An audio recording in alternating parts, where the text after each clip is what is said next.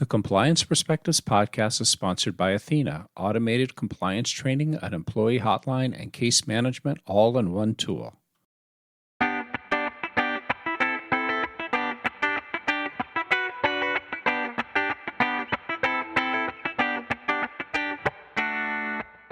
Welcome to the Compliance Perspectives podcast. I'm Adam Turtletail from the Society of Corporate Compliance and Ethics and Healthcare Compliance Association. Joining us today from Dallas is Sarah Hadden. Sarah is CEO and publisher of Corporate Compliance Insights. And today we're going to be talking about their 2025 Compliance Officers Working Conditions, Stress, and Mental Health Survey. Sarah, thanks for taking the time to talk to us today. Thanks for doing the survey. It's a very, very intriguing and sometimes troubling one. Let's start at the high level. Overall, what is the key takeaway from the survey?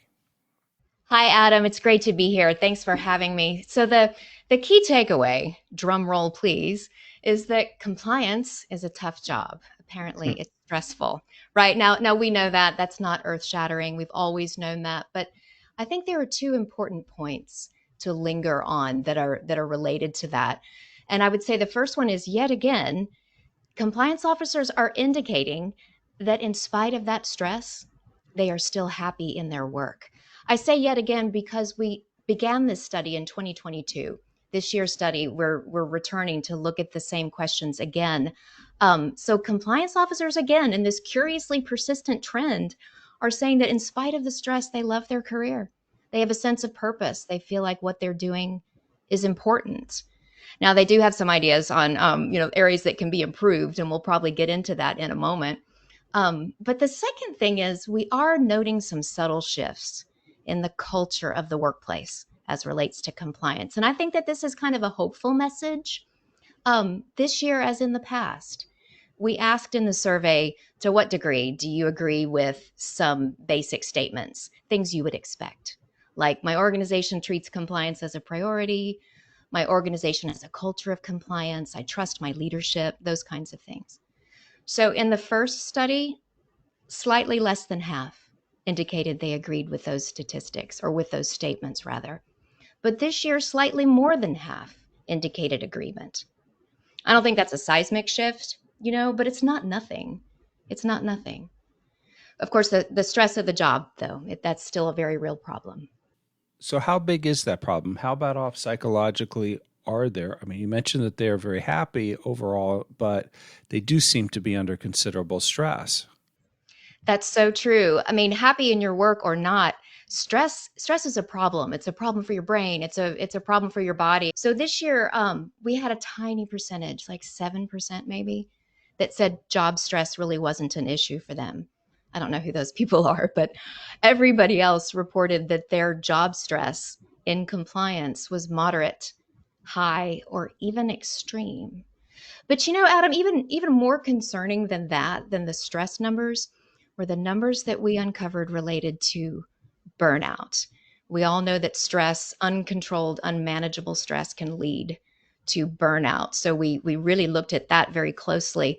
The World Health Organization, just to kind of illuminate for our listeners, defines burnout not as a medical condition, but as an occupational phenomenon.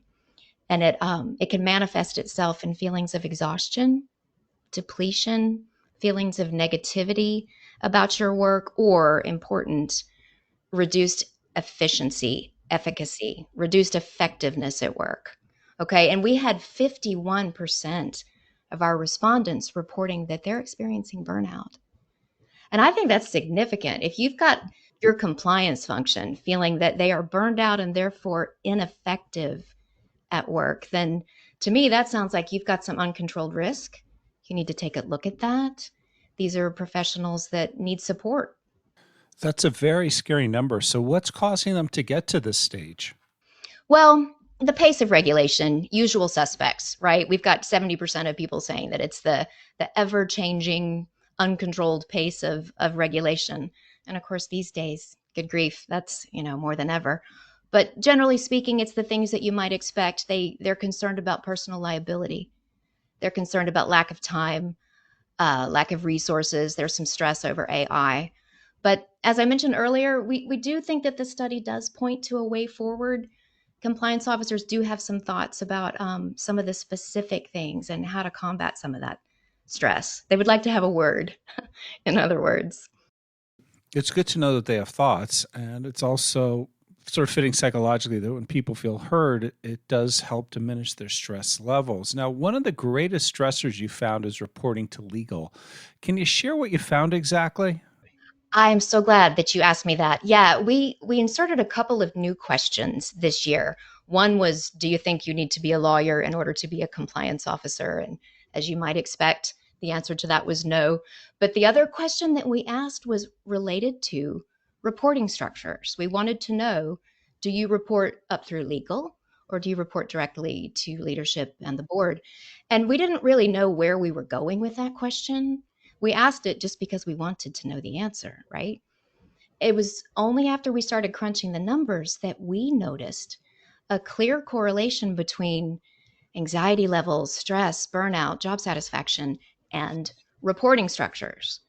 So our respondents said that the single thing that could have the biggest impact on how they do their jobs and on their mental health was to have a more effective reporting structure. And what I'm saying is that those who said that they report to the CEO, the president, the board, even to the audit committee, those were the ones who reported the most job satisfaction and the least amount of mental health issues, while those that report to legal or to the general counsel were the most dissatisfied group and the most stressed out group. I think that's kind of interesting. I really do. I'm not aware of any other survey out there ever that looks specifically at compliance officer reporting structures and potential outcomes. And I really think that this is more than just a semantic discussion about your org chart. I think that if we're talking about mental health being related to reporting structure, then that's more than just operational efficiency in a company. I think that's really speaking directly to risk for the organization, in other words. Absolutely. So, what is the main problem you found when reporting to legal? Is it the classic conflicts between the two roles? Is it the fact that there's an intermediary? Is it something else or all of the above?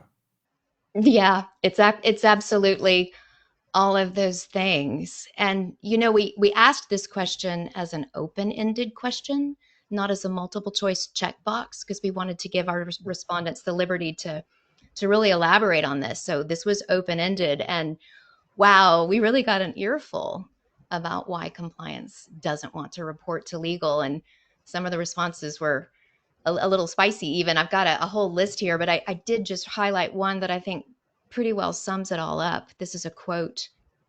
The General Counsel has very limited knowledge, interest, and understanding of compliance.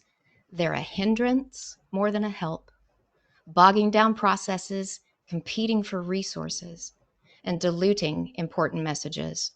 There's also not an infrequent conflict between legal goals and ours.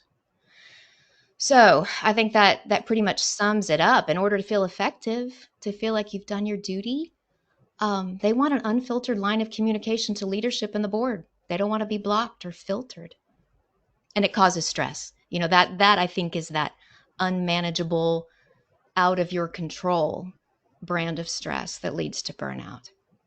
We're definitely going to look at this question again. I think this is interesting enough that we need to create, and we're talking about it internally right now, a new survey that focuses just on this and really unpacks this issue. As I said, I don't believe anyone else has talked about it. That's obviously disturbing. It also sort of fits with research we had done years ago, which found that compliance teams identify legal as their greatest ally, but they hate reporting to legal. So we've talked about some of the challenges, and you hinted at this earlier. Did the survey reveal ways that compliance people thought that they could make their jobs better and their stress levels lower? Oh, actually, yes. And I'm glad you asked me that as well. We had one other open-ended question. This was also new this year. We asked our respondents to imagine compliance utopia. What would you do if you had more hours in your day? How would you spend it? And we got a lot of responses to this, but near the top, Adam, was more training for employees and for themselves, and specifically more professional development. And obviously, I'm speaking right to what SCCE provides, but they're looking for more professional growth, more development, more opportunities to pursue certifications, enhance their knowledge, and network with their peers. So I knew you would like that survey finding, and we thought that was quite interesting as well. Happy to share it. And I'm very happy that you did share it. And I say that with absolutely no conflict of interest at all. Anyway, well, Sarah, thank you so much for doing the survey and sharing the insights with us today. I want to thank all of you for taking the time to listen. I'm Adam Turtletail from SCCE and HCCA. I hope we're able to expand your compliance perspective.